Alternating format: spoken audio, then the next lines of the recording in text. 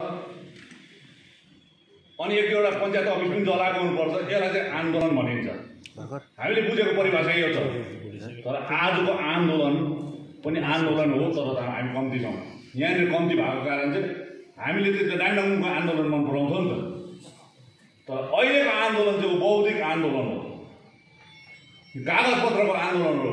मैले बारम्बार म भन्दैछु नि, हामी भन्दैछौँ नि, हामी सबैले भन्छौँ नि, अबको आन्दोलनमा अघि सिके सरले पनि भन्नुभयो, अबको आन्दोलनमा न त तपाईँलाई केस लाग्छ, न त सहिदै हुन्छ यहाँ, न त स्ट्राइकै हुन्छ, सामान्य जीवनै बस्छ यहाँ। तर हामी चाहिँ कागजपत्रको ठेली बनाएर दिल्ली दरबारमा पछार्छौँ। अब चाहिँ 2 पन्ने मेमोरेन्डममा गोर्खाल्यान्ड माग्दैन। अब चाहिँ 2 पन्ने मेमोरेन्डम त हुँदैन। अब कागजपत्र लिएर जान्छौँ हामी। यो आज उनीहरूले बुझ्नुपर्छ हामीलाई। हो, आज हेर्नुहोस्, बाधा जे छ त्यो बाधा चाहिँ हामीले हटाउनु कोसिस गरेको हो। र अर्को कुरो, अब यो सन्धि बाहेक अघि अमर सरले जुन सब्जेक्ट पाउनु भएको थियो, आज मैले जुन सब्जेक्ट दिएँ उहाँलाई कोचारेको सब्जेक्ट त होइन, मैले डिक्टेट गरेको पनि होइन। तर यति हो, उहाँलाई अगावै दियो भने चाहिँ उहाँले पनि अझै स्टडी गरेर आउँछ, अध्ययन गरेर आउँछ भनेर दिएको मात्र हो। अनि म एउटा डिक्टेटर जस्तो पाराले दिएको सब्जेक्ट पनि होइन। तथापि तपाईँहरूलाई नर्थ इस्ट काउन्सिलमा भन्न चाहन्छु, आज हेर्नुहोस्, अचम्म चाहिँ यस्तो छ, यो 4टा विषय उठिएको छ।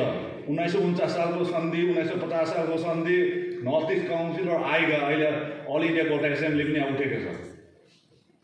यसमा हामीले चिच्चायौँ, करायौँ, सबै बोल्दैछौँ, कागजपत्र दिँदैछौँ, विरोध गर्ने कोही पनि छैन। अन्य जातिले विरोध गरेको छैन, सरकारले पनि विरोध गरेको छैन। तर सोसियल मिडियामा हेऱ्यो भने र पत्रकार सम्मेलनमा विरोध गर्ने चाहिँ हाम्रै अनुहारहरू। फेरि विरोध गर्नु त हामी यति पहिला विरोध गर्नुभन्दा अगाडि यो 4टा इस्युमा अझै ज्यादा अध्ययन गर्नुपर्छ। तपाईँहरूले ज्यादा अध्ययन गर्नुपर्छ। हेर्नुहोस्, बाहिर विरोध गरेर हुँदैन। चुनावको 2021को लागि चुनावको स्टन्ट हो पनि भन्दै थियो, चुनावमा अगाडि ल्याएको। हेर्नुहोस्, यो 4टा मुद्दा पश्चिम बङ्गालको विधानसभामा पारित हुने मुद्दा होइन। 2021को पश्चिम बङ्गालको विधानसभालाई त टचै गर्दैन। यो त केन्द्र सरकारसँग मागिने कुरो हो, केन्द्र सरकारसँग सम्बन्धित छ। त्यसले गर्दाखेरि आज नर्थ इस्ट काउन्सिलको पनि कुरा भयो।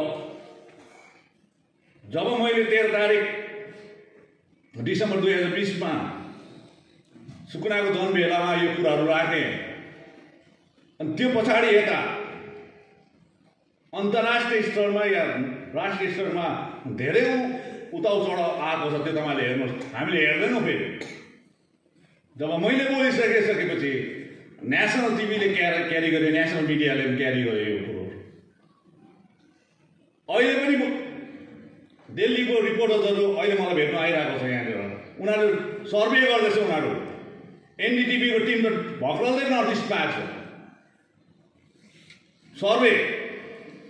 आज थिम्पूमा के भयो तपाईँले हेर्नुहोस् न, दिल्लीमा के भयो हेर्नुहोस् न, काठमाडौँमा के हुँदैछ त्यो पनि हेर्दै गर्नुहोस्। हामी हेर्दैनौँ त्यतापट्टि। आज जति बेला हामीले आवाज उठायौँ, त्यसको लगत्तै बादमा दिल्लीमा के अरे नेपालको परराष्ट्र मन्त्री र भारतको परराष्ट्र मन्त्रीमा आजमा यो कुरा भयो। उनीहरूले बोलेर गएको कागजहरू यहाँ छ। अहिले चाँडोभन्दा चाँडो भनिरहेको छ नेपालले त झन्। अनि यो बिचमा हामीले फाइदा उठाउनै पर्छ। हेर्नुहोस्, आज नर्थ इस्ट काउन्सिलको म भन्न चाहन्छु, नर्थ इस्ट काउन्सिल राम्ररी बुझ्नुहोस् है त उहाँले। नर्थ इस्ट काउन्सिल यो भारतले जन्माएको एउटा धारा हो, आर्टिकल हो। भारतको संविधानले जन्माएको, संविधानभित्र नै जन्मियो यो कुरो। भारतको संविधान त विश्वको सबैभन्दा ठुलो संविधान हो। यहाँ फेरबदल एमेन्डमेन्ट भइ नै रहन्छ। अनि 1971मा मात्रै पाकिस्तानबाट, इस्ट पाकिस्तानबाट बङ्गलादेश एउटा अलग देश जन्मियो। तर त्यतिन्जेलसम्म आसाम, नर्थ इस्टको क्षेत्रहरू एउटा सेन्सिटिभ, अझै पनि सेन्सिटिभ छ। त्यति बेला पनि एउटा सेन्सिटिभ थियो। कारण एकपट्टि चाइना एकपट्टि पाकिस्तान। अब त्यो बोर्डर एरियाको जनतालाई खुसी राख्नुको लागि चाहिँ सोसियो इकोनोमिक डेभलपमेन्टको लागि यो नर्थ इस्ट काउन्सिल एक्ट 1971 भयो। अनि त्यस बेला त्यहाँनिर सबै नै राज्यको स्तरमा थिएन, 3-4टा त राज्य स्तर थियो, राज्यको स्तरमा थियो भने 3वटा चाहिँ केन्द्रशासित प्रदेशहरू थियो। अनि उनीहरू 7वटा लिएर एउटा नर्थ इस्ट काउन्सिल बनाइदियो। अब नर्थ इस्ट काउन्सिल बनाइसकेपछि 1971 मा भइसकेपछि तब आएर 1975 सालमा सिक्किम एउटा 10 राज्यमा आए। सबैभन्दा कान्छो राज्य भारतको त्यति बेला त्यो सिक्किम हो। त सिक्किमले नर्थ इस्ट काउन्सिलमा कति बेला जग्गा पायो भन्दा 2002 सालमा मात्रै पायो। कसरी पायो? नर्थ इस्ट काउन्सिल 1971 सालको एक्टलाई पटक गरेर एमेन्डमेन्ट हुँदै गयो। अनि जुन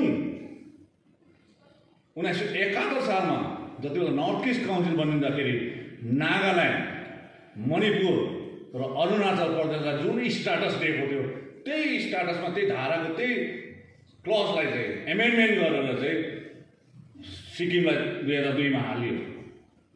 र पहिला नहालिन्जेलसम्म 7 सिस्टर्स भनिन्थ्यो त्यताको लागि। 2002 देखि सिक्किम हालिसकेपछि 8 सिस्टर्स भयो, 8वटा दिदी बहिनी भयो, 7वटा दिदी बहिनी 8वटा।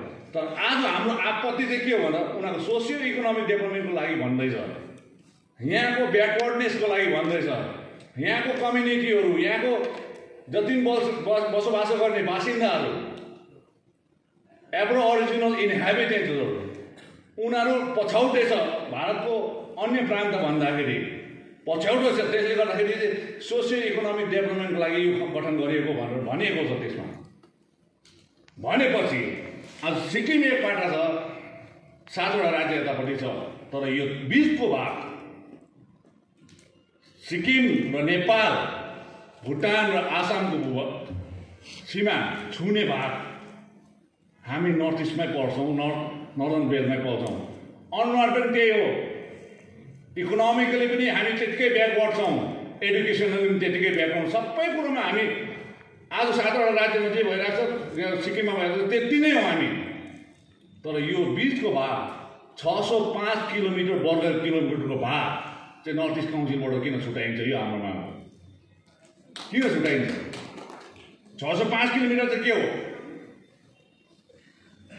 आज स्ट्राटेजिक पोइन्ट अफ भ्यूमा हेऱ्यो भने पनि, आज भारतको सुरक्षाको दृष्टिकोणमा हेऱ्यो भने पनि आज नर्थ इस्टको 7वटा स्टेट र सिक्किम जतिको छ त्यतिकै हो। यो पनि हामी बोर्डरमै बस्छौँ, सीमा क्षेत्रमै बस्छौँ। हाम्रो पनि सीमा सिक्किम चाइनासँग पनि छ, नेपालसँग पनि छ, भुटानसँग पनि छ, बङ्गलादेशसँग पनि छ। सबैले चिकन नेक भन्छ, भन्नु सजिलो छ नि। तर आज यो बिचको 605 किलोमिटर वर्ग किलोमिटरको भागलाई चाहिँ किन नर्थ इस्ट काउन्सिलबाट छुट्याइन्छ?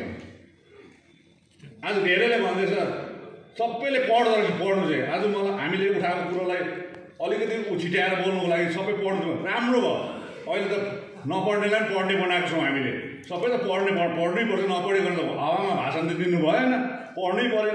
1 पन्ना पढेर भएन भयो।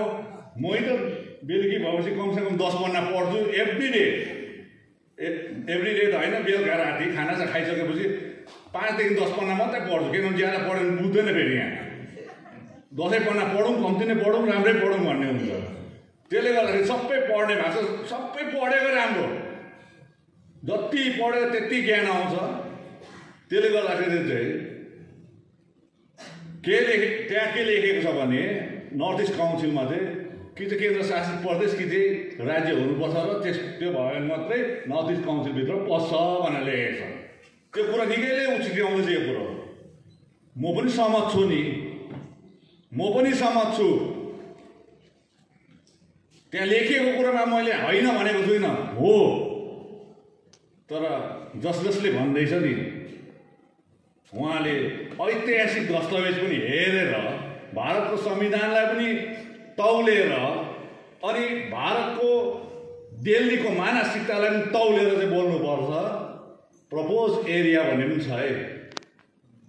हामीलाई स्टेट चाहिएन, युटी चाहिएन, तर प्रपोज एरियाको मार्फत त्यो प्रावधान मार्फत हामीले नर्थ इस्ट काउन्सिलभित्र पस्ने त्यहाँनिर दायरा छ, त्यो लेखेको त्यो पढ्नुपर्छ नि। फेरि अब प्रपोज एरिया फेरि कुन चाहिँ चक्लेटको नाम नभन्नु, लेखेको छ त्यो टेरापट्टि पनि जानुपर्छ।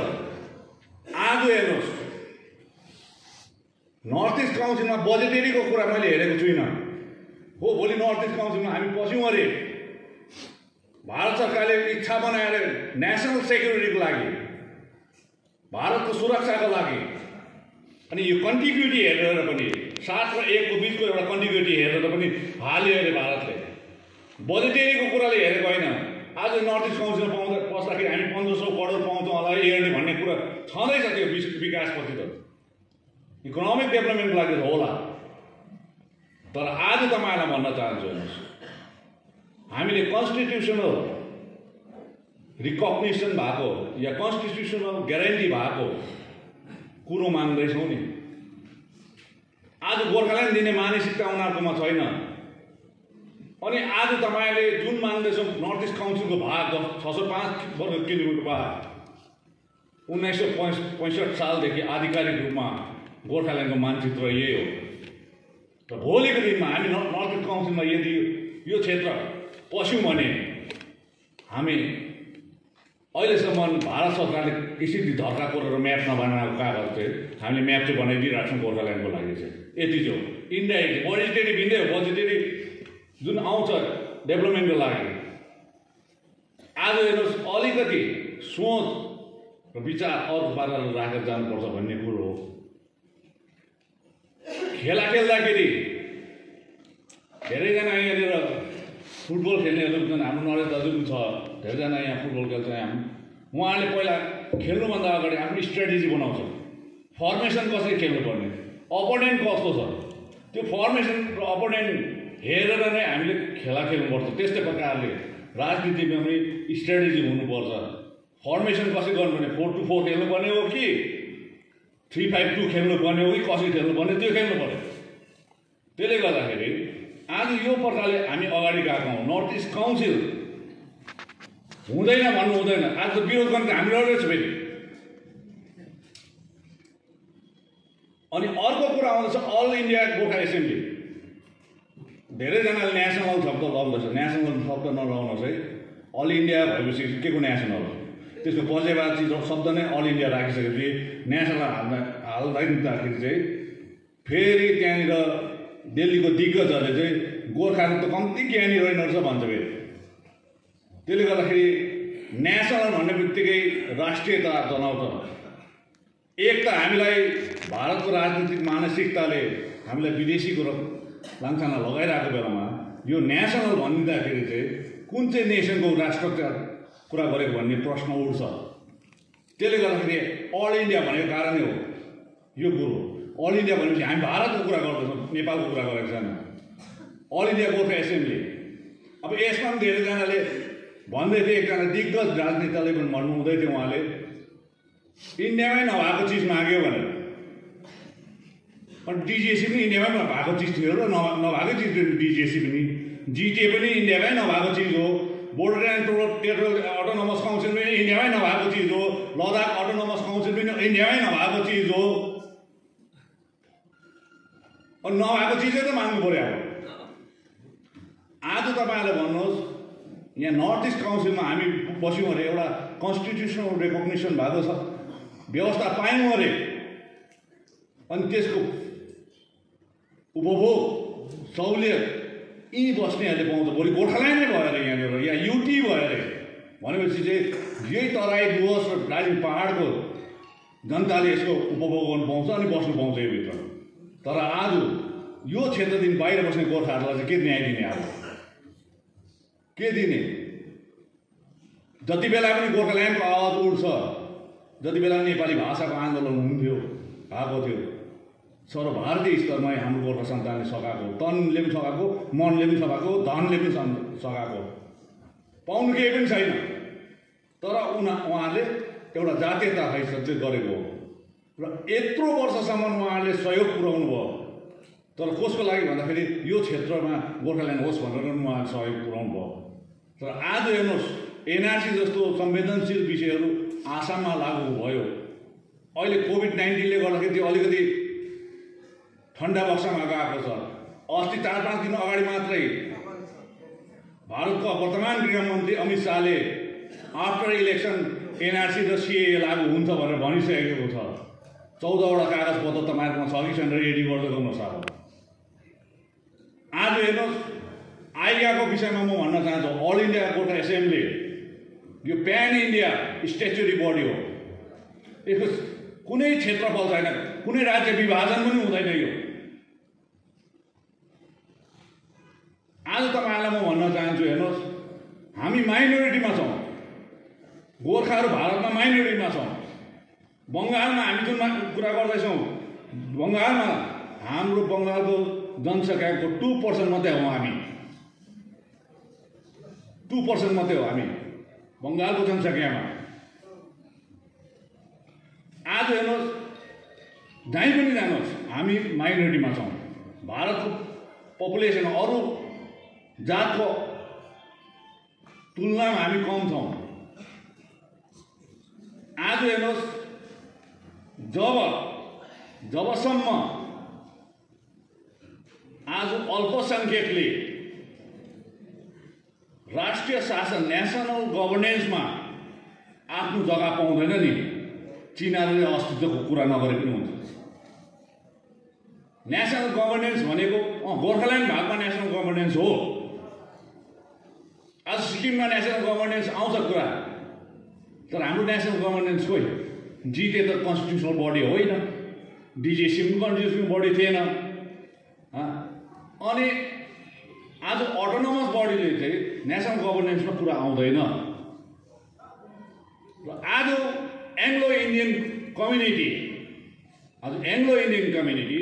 जो चाहिँ औँलामा भाँच्नुहुन्छ अहिले, उनीहरूको लागि रिजर्भेसन छ। आज संसदमा पनि रिजर्भेसन छ, बङ्गालमा पनि विधानसभामा पनि रिजर्भेसन छ। आज अल इन्डिया गोर्खा एसेम्ब्लीको प्रारूप जो हामीले बनाएको छौँ त्यो चाहिँ तपाईँहरूलाई म राख्न चाहन्छु। हेर्नुहोस्, all India Gorkha assembly pan India statutory body हो। यो हेर्नुहोस्, यो कुनै न कुनै एउटा मन्त्रालय अधीनस्थ हुनुपर्छ, हाम्रो माग हो। संविधान संशोधन भएर पनि गरिएको हुनुपर्छ, यो हाम्रो माग हो। यसको आज भारतमा 22वटा राज्यमा, सबै राज्यमा त भन्दिनँ, केन्द्र शासितमा, तर 22वटा हामीले अध्ययन गरेको मुताबिक 22वटा राज्यमा चाहिँ गोर्खाहरू बसोबास गर्छ। कम्ती होस् बेसी होस्, हामीले प्यान इन्डिया यो स्ट्याच्युटरी बडी अल इन्डिया गोर्खा एसेम्ब्लीमा चाहिँ 22वटा जग्गाबाट चाहिँ हाम्रो गोर्खाको रिप्रेजेन्टेटिभ इलेक्सन मार्फत आएको हुनुपर्छ। आज इलेक्सन मार्फत आइसकेपछि एउटा बडी बनिन्छ, अनि त्यो बडीले चाहिँ भारतको गोर्खाहरूको जहाँनिर अन्याय भएको छ त्यहाँनिर उसले आवाज उठाइदिनुपर्छ। जहाँनिर बोल्ने जग्गामा उहाँले बोलेको हुनुपर्छ, यो भन्ने हाम्रो हो। अनि अर्को कुरो तपाईँले हेर्नुहोस्, आज यस्तो अचम्मको कुरो छ, हाम्रो सांसद 4टा छ भनेर धम्की दिने नेताहरू थुप्रो छ हाम्रोमा। कुनै कतिवटा एमएलए भन्छ, वास्तवमा त्यो छैन। यो पहाडको सांसद पनि, दार्जिलिङको सांसद पनि आधा मात्रै हो, आधा त तलै छ।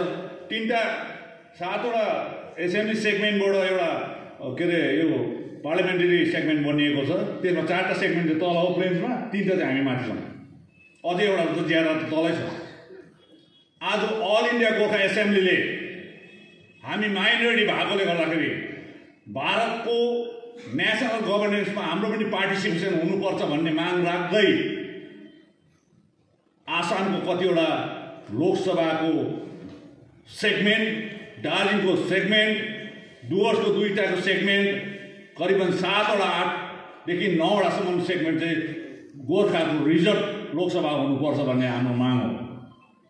साथसाथै त्यसको अनुरूपमा राज्यसभामा पनि हाम्रो प्रतिनिधि हुनुपर्छ भन्नुभयो। आज हामीलाई केही पऱ्यो भने गुहार माग्नुपर्छ अरू एमपीमा गएर हाम्रो लागि बोलिदियोस् न भनेर। तर भोलि अल इन्डिया गोर्खा एसेम्ब्लीले कमसेकम 7वटा हाम्रो एमपी लोकसभामा र 3टा चाहिँ राज्यसभाको एमपीमा, 10वटा त हाम्रो लागि फिक्स भयो नि त। त्यो त मान्नु सक्छौँ नि त, हामी अल्पसङ्ख्यक हो, हामीलाई अत्याचार भइरहेको छ, हामीलाई राजनीतिक एउटा पोलिटिकल सफोकेसन भइरहेको छ, अन्याय भइरहेको छ, संवैधानिक पनि अन्याय भइरहेको छ, राजनीतिक पनि अन्याय भइरहेको छ। हामीलाई न्याय त देऊ भनेको। आज यो अल इन्डिया गोर्खा एसेम्ब्लीको धारणा अर्कै छ। धेरैले भन्छ यो भारतमा के अरे संविधानमा नभएको। हेर्नुहोस्, दिल्ली चाहिँ यस्तो खालको नर्थ ब्लक र साउथ ब्लक चितायो भने जे पनि गर्छ यिनीहरू। 1 वर्षसम्म जम्मू काश्मीरको राजनीतिक दलको नेताहरूलाई नजरबन्द गरेर धारा 370 रातारात 44,000 एक्स्ट्रा फोर्स राखेर पनि लगेर जम्मू काश्मीरमा हालेर पनि रातारात त्यो धारालाई रद्द गर्न सक्ने एउटा पोलिटिकल विल भएको लागि, राजनैतिक सङ्कल्प भएको दिल्लीमा छ भने हाम्रो लागि, गोर्खाको लागि यति त गर्नु सक्दैन संविधानबाट। यो त सम्भव छ। अस्ति मात्र फेरि त्यो 370 धारालाई हटाइयो, फेरि स्टेट रिअर्गनाइजेसनको कुरा पनि भयो अस्ति भर्खर 2-3 दिन अगाडि के अरे बजेट सेसनमा। उनीहरूले जे गर्दा पनि हुन्छ, जहाँ जहाँ सजिलो पर्छ उनीहरूले त्यो गर्दै जान्छ। अनि हामीले यहाँ अप्ठ्यारो परिरहेको छ, हामीलाई पनि सजिलो बनाइदियो भनेको मात्र हो। हुँदैन भन्नु हुँदैन, हुन्छ नि त हामीले कोसिस गर्नु पर्यो नि। अब हुँदैन भनेर सुतिरहेको त केही पनि हुँदैन नि। तर आज हामीले कोसिस गर्दैछौँ। हेर्नुहोस्, यो 4वटा कुरो यस्तो विषयवस्तु बनेर गइरहेको छ। यो विषयवस्तु यस्तो हो, यो विषयवस्तुमा सबै आउनुपर्छ। हेर्नुहोस्, यो केवल हामी 9 जनाको मात्र होइन, केवल गोर्खा जनमुक्ति मोर्चा पार्टीको मात्र होइन। आज भन्नु हो भने सिके सर हाम्रो पार्टीको होइनन्, हाम्रो गौतम कालीकोटेज्यू हाम्रो पार्टीको होइनन्, डाक्टर सुदर्शन तामाङ भाइ पनि सर पनि हाम्रो पार्टीको होइनन्। तर के हो भन्दाखेरि सबैको अघि उहाँले भनिहाल्नु, सबैले इच्छा गरेर आफ्नो आफ्नो के चाहिँ सक्छ बलबुतामा त्यो दियो भने हामी पार लगाउँछौँ कि यो नौका भन्ने हो नि। आज तपाईँले हामी 9 जना देख्नु हुँदैछ, 9 जना मात्रै देख्नु हुँदैछ। अब अलिक दिनमा दिल्लीमा हेर्नुहोस् है, हाम्रो अनुहार हाम्रो रगतमा भएकोले पनि यो 4टा कुरा चाहिँ बोल्दै गएको हुन्छ हामी। किनभने 3वटा सेमिनार यस्तो विचार गोष्ठी चाहिँ यहाँ गरिसक्यौँ। अब तपाईँहरूले अर्गनाइज गर्यो भने चाहिँ हामी आएर बोलिदिन्छौँ। अब चाहिँ तपाईँले बरो गर्नुहोस् हामीलाई, हामीले गर्ने काम चाहिँ सक्यौँ। अब तपाईँले अस्ति मिरिकको जति पनि त्यहाँ शैक्षिक संस्थानका सरगुरुआमाहरू छन्, अनि मिरिक सौरेनी पानीघट्टाको सरगुरुआमाहरू लगायत मिरिक सौरेनी पानीघट्टाको सामाजिक क्षेत्रका समाजसेवीहरू अनि बुद्धिजीवीहरूले एउटा हामीलाई निमन्त्रणा दिएको छ। हामी चाँडै नै एउटा यो विचार गोष्ठी राख्दैछौँ, तपाईँहरू आएर बोलिदिनुपर्छ भने उहाँहरूको। अब यहाँ पनि तपाईँले भनिदिनु भयो भने चाहिँ तपाईँहरूले बनाएको मैदानमा आएर फुटबल खेलिदिने हामी। अब चाहिँ हामी चाहिँ नगर्ने, हाम्रो चाहिँ फुटबल अब चाहिँ दिल्लीमा हुन्छ।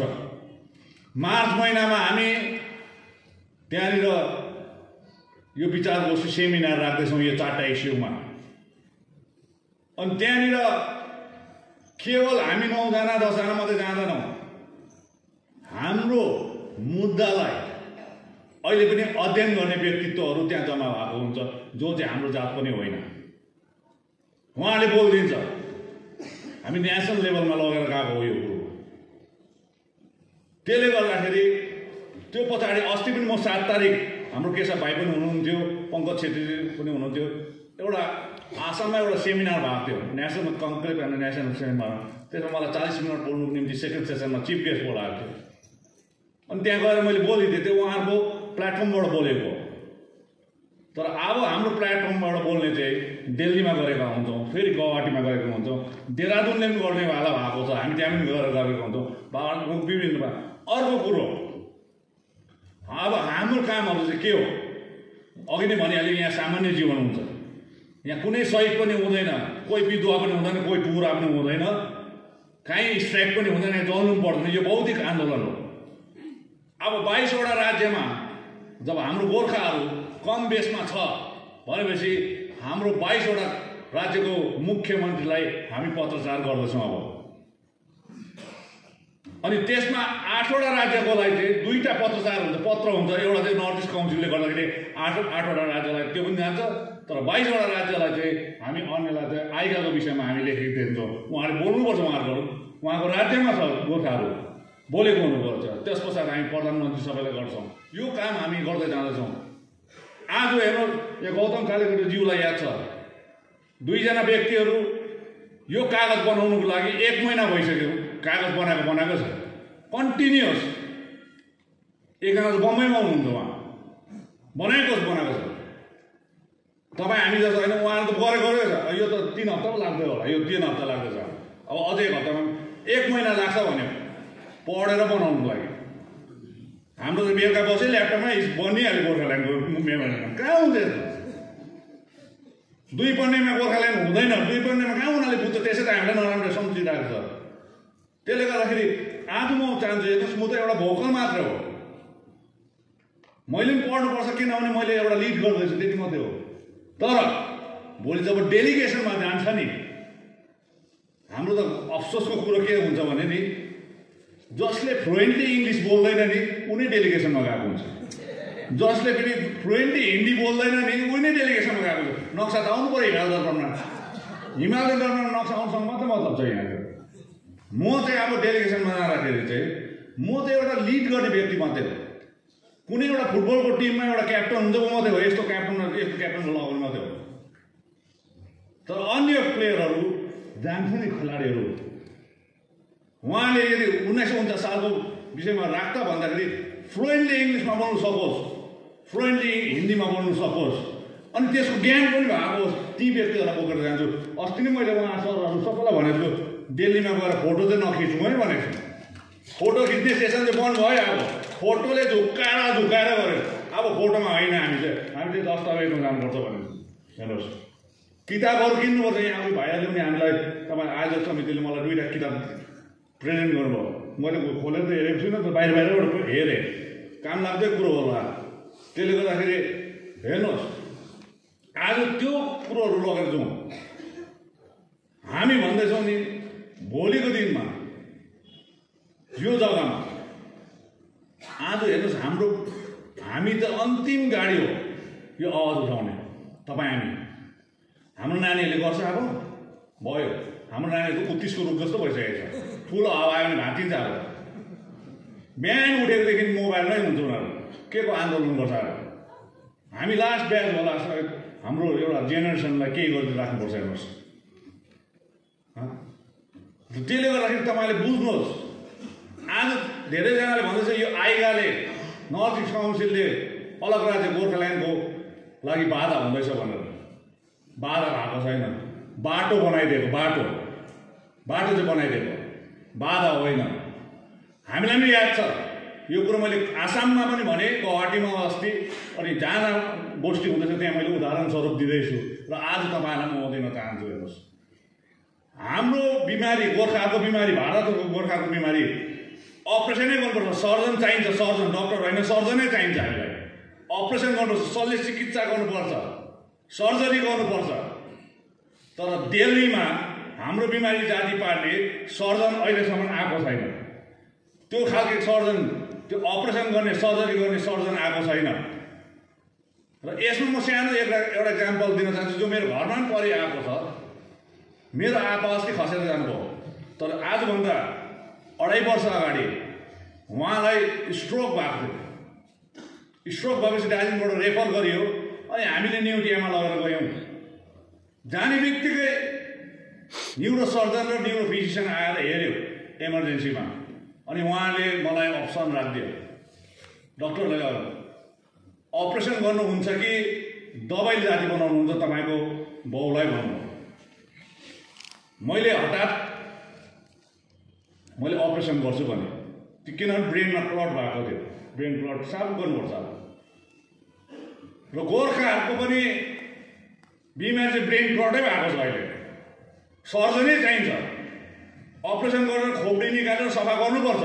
त्यो ब्रेनबाट रगत निकाल्नुपर्छ, तपाईँ प्यारालाइज हुँदैन। हामी त प्यारालाइज भइसकेको छौँ आधा त, एकपल्ट दाहिने देब्रे जे भन्नुहोस् प्यारालाइज हो इन्डियामा।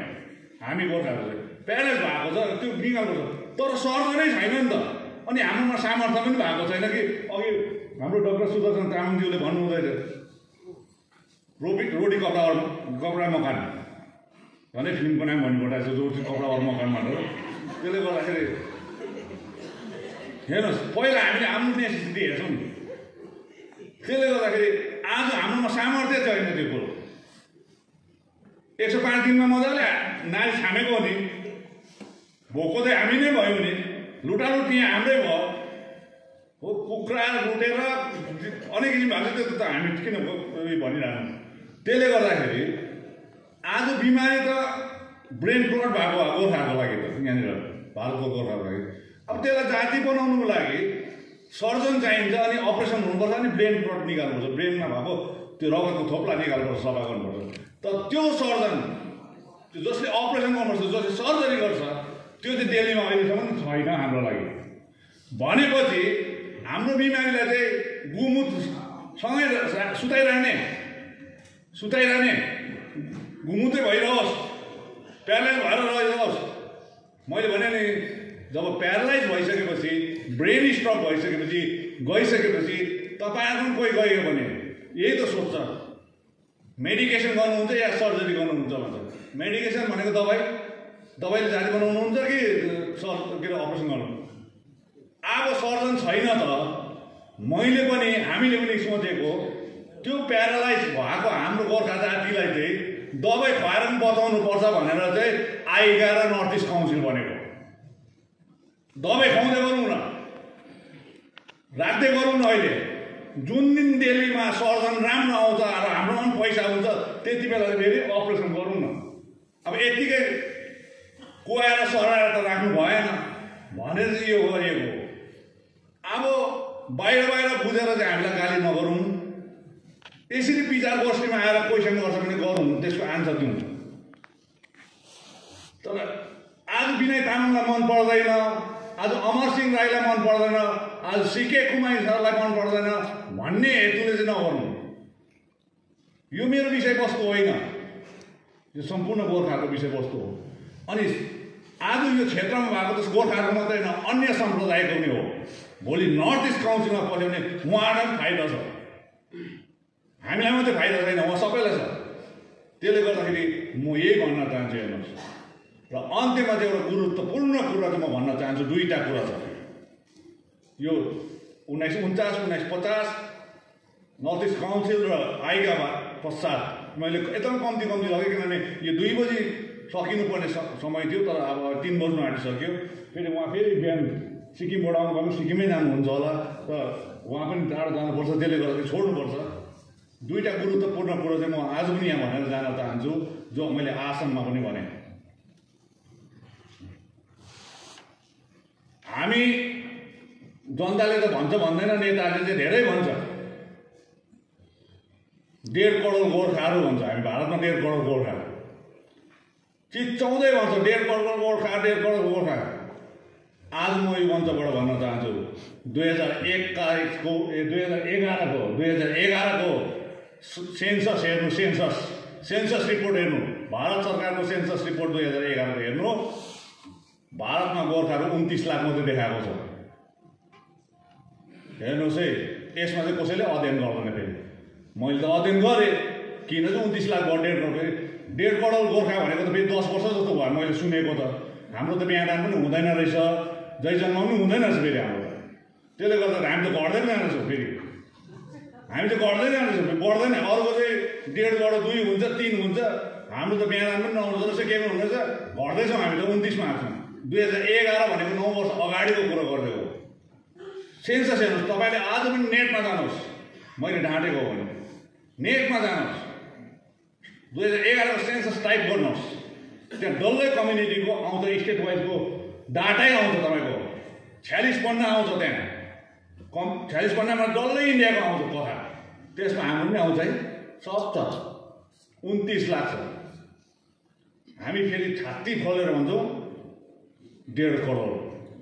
अब 1.5 करोड 2 करोड त कहिले भएको पनि छैन। अब त्यसले गर्दाखेरि आज किन चाहिँ 29 लाख भएछ, यो चाहिँ तपाईँहरूले बुझ्नुहोस्। अनि यो सन्देश गाउँमा पनि लानुहोस्। मैले गुरुत्वपूर्ण 2टा कुरा चाहिँ म भनेर जान्छु भन्ने कारण चाहिँ यो सन्देश मैले केशव भाइ यहाँ हुनुहुन्छ, मैले आसामको नेसनल कन्क्लेभमा पनि यही भन्दै त्यहाँ गोर्खाहरू थिए, गोर्खाहरू धेरै ठुल्ठुलो व्यक्तित्वहरू थिए, उहाँहरूलाई यही मैले सन्देश दिएँ। उहाँहरू पिन ड्रप साइलेन्स यो लेख्नु पनि भयो, उहाँले नोट पनि गर्नुभयो। 29 लाख चाहिँ किन भयो त भनेर भन्नु भयो। उनीहरूलाई दोष देखाउनु हुँदैन। अचम्मको कुरा चाहिँ यहाँ भएको छ, हामी एकदमै गोर्खाबाट जातमा फेरि टुक्रेको छौँ नि त अहिले।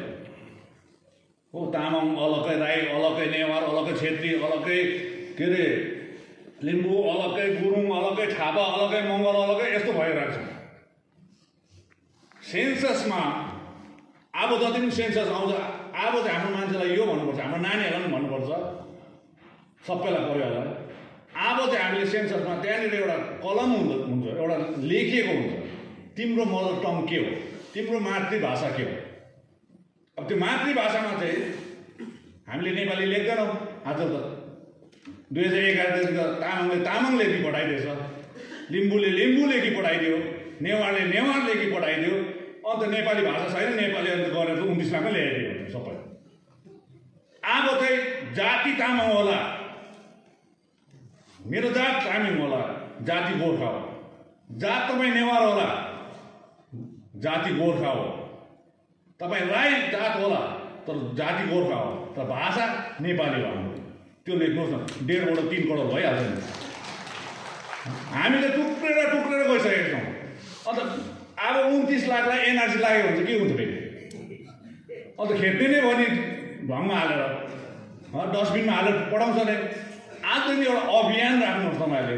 अब चाहिँ हो, म आज यहाँबाट म घरमा बेलुका पस्दाखेरि म तामाङको छोरा भएर पस्छु नि, तर निस्किँदाखेरि गोर्खा जाति भएर निस्किनुपर्छ, बोल्दाखेरि नेपाली भाषा भएर बोल्नुपर्छ। आज हामीले भाषाको कुरा गर्छौँ। हेर्नुहोस्, मैले इलेक्सन टाइममा यो भन्दा फेरि भोट बिग्रिनु सक्छ, तर मैले सत्य कुरा राख्नुपर्छ। हेर्नुहोस्, भाषा केलाई भनिन्छ, भाषाको मिनिङ के हो, परिभाषा के हो? भाषा त्यसलाई भनिन्छ जसले बोल्न पनि सकिन्छ अनि लेख्न पनि सकिन्छ, त्यसलाई भाषा भनिन्छ नि। लेख्नु र बोल्नेलाई भाषा भन्छ। अब जसको लिपि पनि छैन, लेख्नु सक्दैन तर बोल्नु मात्र भन्छ, त्यसलाई चाहिँ भाषा भन्दा, ल्याङ्ग्वेज भन्दा डाइलेक्ट भन्छ, DIALCT। डाइलेक्ट चाहिँ बोल्ने मात्रै हो, लेखिने हुँदैन। आज हामीले पनि, आज कतिजनाले टिबेटन ल्याङ्ग्वेज लिपिलाई चलाउँछौँ, त्यो हाम्रो भाषा होइन, टिबेटको भाषा हो। कतिजनाले के को चलाउँछौँ। त्यसले गर्दाखेरि आज हामीले यो नेपाली भाषालाई चाहिँ आफ्नो मदर टङ भनेर यदि सेन्ससमा गऱ्यौँ भने सायद 1.5 करोड गोर्खा चाहिँ जाति गोर्खा भनेर लेख्नुपर्छ। तपाईँको सब टाइटल तामाङ, राई, लिम्बू, छेत्री, बाहुन, देशुकुले लेख्नुहोस्, लेखौँ मदर टङ नेपाली लेखौँ। तब मात्रै 1.5 करोड, 3 करोड 4 करोड होला, नत्र 29बाट पनि घट्दै जान्छ। अब हाम्रो यहाँ केशव भाइहरूको राम्रो हुँदो रहेछ नि, फेरि पोखरेल भाइहरूको। मैले के अरे मणिपुरमा चाल पाएको, मणिपुरको एउटा होटलमा जाँदाखेरि हाम्रो सतीश भाइलाई पनि लगेर गएको थिएँ मैले, सतीश पोखरेललाई। अनि काउन्टरमा एकजना बहिनीसँग मजाले बात मार्दो रहेछ। अनि के छिटो बातचित भयो उनीहरूको भन्दाखेरि त पोखरेल रहेछ, यस्तोमा पोखरेल लिएको त्यो बहिनीले त्यो होटलको रिसेप्सनमा। अन्त दाजु बहिनी भयो, हामी त जुठो लाग्छ नि दाजु भन्यो। कसरी भन्दा त पोखरेलको पनि नम्बर हुँदो रहेछ फेरि, अहिले त नम्बरमा पनि गइसकेको छ, 42 नम्बर पोखरेल अरे। त्यो बहिनी पनि 42 नम्बर पोखरेलै परेछ।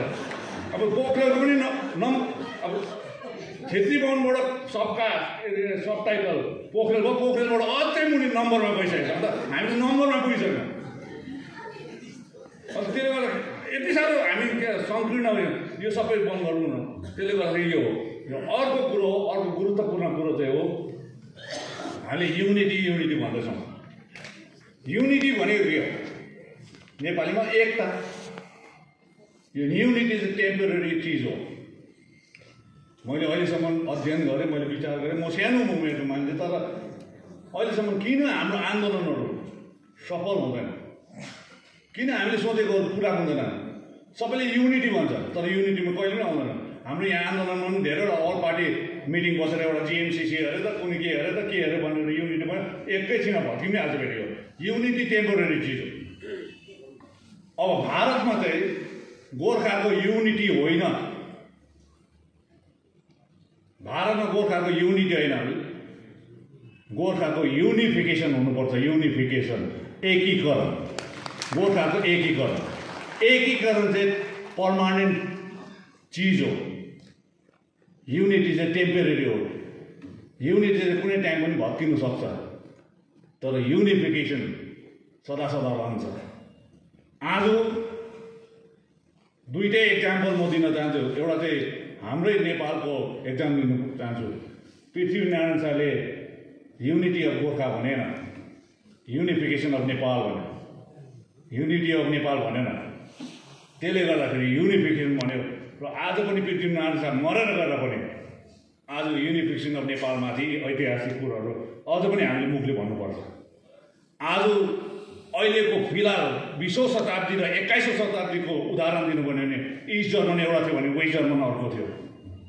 बर्लिनको वाल पखाल तोडियो, युनिटी अफ जर्मनबाट होइन, युनिफिकेसन अफ जर्मन भनेर गरेको छ, एकीकरण, जर्मनको एकीकरण। र आज त्यही ऐतिहासिक र वर्तमान उदाहरणहरूलाई चाहिँ भारतीय गोर्खाले आत्मसात गरेर अब उसो चाहिँ भारतमा बस्ने गोर्खाहरू चाहिँ युनिटी अफ गोर्खाज होइन, युनिफिकेसन अफ गोर्खाज हुनु आवश्यक छ। यो चाहिँ हामी चाहन्छौँ। यदि युनिफिकेसन अफ गोर्खा, भारतीय गोर्खाहरूको एकीकरण भयो भने अलग राज्य गोर्खाल्यान्ड पनि असम्भव छैन, सम्भव छ। अनि अहिले हामी चारवटा गर्दै गरेको कुरो पनि असम्भव होइन, सम्भव छ। हेर्नुहोस्, यो तपाईँले बुझ्नुहोस्। र त्यसले गर्दाखेरि म यो दुईवटा गुरुत्वपूर्ण कुराहरू चाहिँ चारवटा विषयवस्तुदेखि अलग राखिदिएँ। यो तपाईँले सन्देश अगाडि बढेर जानुपर्छ। हेर्नुहोस्, आज तपाईँहरूले भन्नुहुन्छ, धेरैजनाले मलाई सम्बर्धना दिन्छ। हेर्नु, म सम्बर्धना दिने व्यक्ति होइन। किन दिन्छ भन्दाखेरि म चुनावमा लड्नु गइनँ भनेर मैले सोचेँ। जति बेला म अध्ययन गर्दै आएँ अनि जे कुरा पाएँ, यदि म चुनावको राजनीतिमा इलेक्ट्रल पोलिटिक्समा म गएँ भने यो चिजहरू चाहिँ अलमलेर म तान्नु सक्दिनँ होला भनेर चाहिँ आज मलाई चुनावको चौकीभन्दा चाहिँ ठुलो चाहिँ मैले यो कुरोहरू पार गर्नुपर्छ, हामीले गर्नुपर्छ भन्ने हेतुले म चाहिँ यतापट्टि जान्न भनेको। आज म चुनावको पोलिटिक्स गर्छु भनेको भएर आजको यो विचार गोष्ठी भएर यो खच्चाखोचो हुन्थ्यो। हेर्नुहोस्, खच्चाखच हुन्थ्यो। किनभने भोलि मैले जितेर के पाउँछु भनेर पनि आउँथेँ नि त्यो। तर आज म आइडियोलोजिकल कुरोमा अगाडि जाँदाखेरि चाहिँ कम्ती नै हुन्छ। र मलाई यो लडाइँमा, यो जातिको लडाइँमा, संवैधानिक न्यायको विषयमा, गोर्खाको संवैधानिक न्यायको विषयमा, राजनैतिक न्यायको विषयमा कौरवको सेना भन्दाखेरि पाण्डवको सेना नै मलाई चाहिएको छ। अनि पाण्डवको सेना नै यो धर्मको युद्ध जित्छ। त्यसले गर्दाखेरि आज तपाईँलाई जाँदा जाँदै म यो भन्न चाहन्छु, जो जति पनि छ तपाईँहरू कुनै न कुनै समाज, कुनै कुनै क्षेत्रबाट तपाईँहरू एकदमै स्थापित व्यक्तित्वहरू आउनु भएको छ। अहिलेसम्म पहाडले होस् या गोर्खा जातिले चाहिँ के हो भने कुनै व्यक्तिलाई या कुनै समूहलाई हामीले पछ्याएर हिँड्यौँ अनि त्यो व्यक्ति अनि त्यो समूहलाई विचारधारालाई पछ्याएर हिँड्यौँ। तर अब हामीले विचारधारालाई चाहिँ व्यक्ति र समूहले पछाउने बेला आएको छ। हेर्नुहोस्, र त्यसले गर्दाखेरि हामी अब विचारधारालाई अगाडि राखौँ, व्यक्ति र समूह चाहिँ पछाडि बस्नुपर्छ। सधैँ चाहिँ के हुन्थ्यो भने व्यक्ति र समूह अगाडि हुन्थ्यो, विचारधारा पछाडि हुन्थ्यो। अनि व्यक्तिको पूजा पाठ पनि गर्नु हुँदैन। व्यक्तिको पूजापाठ गऱ्यो भने चाहिँ हामी फेरि जैसे थिए हुन्छ घुम्दै। एउटा मोहनी झार भनिन्छ नि, मोहनी झार विशेष गरेर मलेसियामा ज्यादा पाउँछ। मलेसियाको जङ्गलमा मोहनी झार पनि भनिन्छ। त्यो मोहनी झारले चाहिँ के अरे नेपालीले दिएको झार। किनभने मलेसियाको लडाइँमा जाँदाखेरि मेरै आप्पा पनि त्यो लडाइँमा परेकोले गर्दाखेरि त्यहाँनिर चाहिँ नेपालीहरूले राखेको त्यो झारको नाम चाहिँ मोहनी झार भएको छ। तर अङ्ग्रेजीमा त के भन्छ, साइन्टिफिक नेम के मलाई थाहा छैन, हामीलाई थाहा छैन। त्यो टेकेर गएपछि जहाँ घुमेर गएर पनि फेरि त्यहीँ आइपुग्छ। कम्पासले पनि, त्यो आर्मीको कम्पासले पनि काम गर्दैन रहेछ त्यो मोहनले। र अहिले चाहिँ हामी जुन विचारधारालाई अगाडि राखेनौँ, पछाडि राखेर अगाडि व्यक्ति र समूह राख्दाखेरि चाहिँ मोहनी झार जस्तै हामी अगाडि बढेर जाँदा घुमेर आएर चाहिँ फेरि जिरोमै आइपुग्छौँ। अनि अहिलेसम्मको आन्दोलन चाहिँ यस्तो भयो। अस्ति गौतमजीले एउटा मलाई राम्रो उदाहरण दियो। त्यो उदाहरण तपाईँलाई दिँदै म अन्त पनि गर्न चाहन्छु। अहिलेसम्मको आन्दोलन चाहिँ समुद्रको बगरमा तपाईँ हामी कोही बेला छुट्टीमा जाँदाखेरि परिवार लगेर जान्छौँ, सी बिचतिर जान्छौँ। सी बिच जाँदाखेरि खुट्टा मतलब हाफ प्यान्ट साफ प्यान्ट लगाएर अब त्यो छालहरू पनि आउँदै गएको हुन्छ सी बिचमा हामी जान्छौँ। त्यति बेला चाहिँ जति हिँड्दै जान्छ हाम्रो छापहरू पाइलाको डामहरू बस्दै जान्छ त्यो सी बिचको बलुवामा। तर हामीलाई थाहा हुँदैन कि त्यो छाल आएपछि त्यो बलुवाले हाम्रो पाइलाको छापहरूलाई पनि सोरेर लगिहाल्छ। फेरि यसो आउँछ फेरि लगेर जान्छ। र यो आन्दोलन पहिलाको आन्दोलनहरू चाहिँ हामीले छाप टेक्दै गयौँ, तर यताबाट छालले फेरि त्यो छापलाई पहिला चाहिँ फेरि मेटाएर लगिदिइहाल्यो। तर यो आन्दोलन चाहिँ बौद्धिक आन्दोलन भएर गर्दाखेरि बलुवाको बगानमा चाहिँ हामी अब हिँड्दैनौँ। त्यो छालले बगाउने छाप चाहिँ गर्दैनौँ। हामी पक्का नै माटोमा नै हिँड्छौँ, छाप बसी नै रहेको हुनुपर्छ। अनि यो छापबाट नै हामी अगाडि गएको हुन्छौँ। यही तपाईँले लिएर जानुहोस् र आउँदो दिनहरूमा धेरैवटा कुराहरू हामी गर्दै जान्छौँ। अनि यो विषयवस्तु आगामी चुनावको विषयवस्तु पनि होइन, आगामी चुनावको विषयवस्तु एसेम्ब्लीमा हामीले के माग्नुपर्छ त्यो कुराहरूको हुन्छ मुद्दाहरू। यसलाई नजोड्नुहोस्।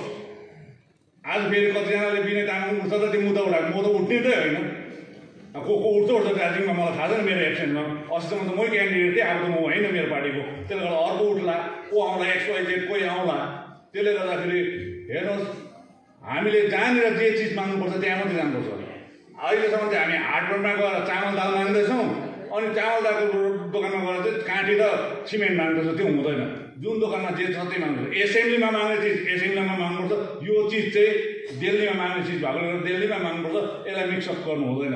त्यसले गर्दाखेरि तपाईँ सबैलाई आजको विजय गोष्ठीमा जस्तै आयोजक समितिले जुन प्रकारले आयोजन गर्नुभयो, दुःख कष्ट जे भयो तापनि दुःख कष्ट मलाई पनि याद छ के भएको छ। त्यसले गर्दा जे पनि भयो त्यसको निम्ति म एकदमै उहाँहरूलाई हार्दिक आभार प्रकट गर्न चाहन्छु। अनि तपाईँहरूले यस्तो पठाइदिने जाडोमा आएर जे भए पनि सुनिदिनु भयो, यसको निम्ति पनि धेरै धेरै धन्यवाद। साथै सम्पूर्ण म ग्याल्बो लामा सर, हाम्रो Shri Bandhav sir, doctor Sudarshan Tamang sir, साथसाथै हाम्रो अमरसिंह राई सर, हाम्रो सिके कुमाई सर, हाम्रो गौतम कालीकोटी सर, अनि हाम्रो वीरेन्द्र लामा सरलाई तपाईँहरूलाई पनि धेरै धेरै धन्यवाद दिन चाहन्छु। र आउँदो दिनहरूमा हामी फेरि यो विषयमा पर्चाहरू पनि छापिँदैछ, र त्यो पर्चाहरू पनि तपाईँको घर आँगनमा पठाइदिएको हुन्छौँ। तपाईँहरूले पढिदिनुहोस्।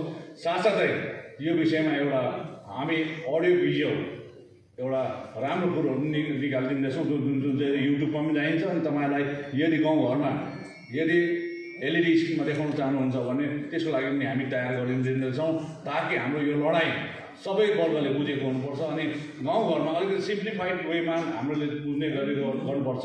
कारण हामी त यस्तो छ, एस्प्रो र एनासिन खाने बिमारीलाई 1000 mg को क्याप्सुल दिन त थरै हुन्छ। त्यसले गर्दाखेरि अलिकति सिम्प्लिफाइड वेमा पनि बताइदिएको हुनुपर्छ।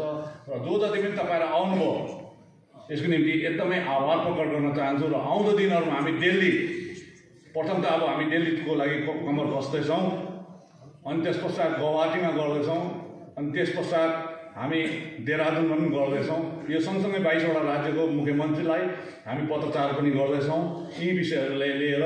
र यो सबै यता चुनाव हुँदै गर्छ, हाम्रो अर्को काम यतापट्टि लाग्दै गर्छौँ। हामी चुनावमा मात्रै व्यस्त हुँदैनौँ। हामी यो एक ग्रुप हामी चुनावदेखि बाहिर रहेर पनि यो काम गर्छौँ। बेला बेलामा मेरो खोकाइ चुनावमा आउँछ, खोक्नुपर्छ। तर अरू काम चाहिँ यो विषय लिएर हामी चुनाव यहाँ हुँदै गर्दा पनि हामी दिल्ली गुवाहाटी र देहरादुनतिर काम गरिरहेको हुन्छौँ। यो तपाईँहरूलाई भन्दै सबैलाई अन्तमा धेरै धेरै धन्यवाद अनि आभार प्रकट गर्दै मेरो 2 शब्द त भन्न सक्दिनँ, यति लामो एउटा राखिदिएँ। यसको निम्ति तपाईँ सबैलाई प्रति क्षमा पनि चाहँदै मेरो अन्त गर्न चाहन्छु। धन्यवाद।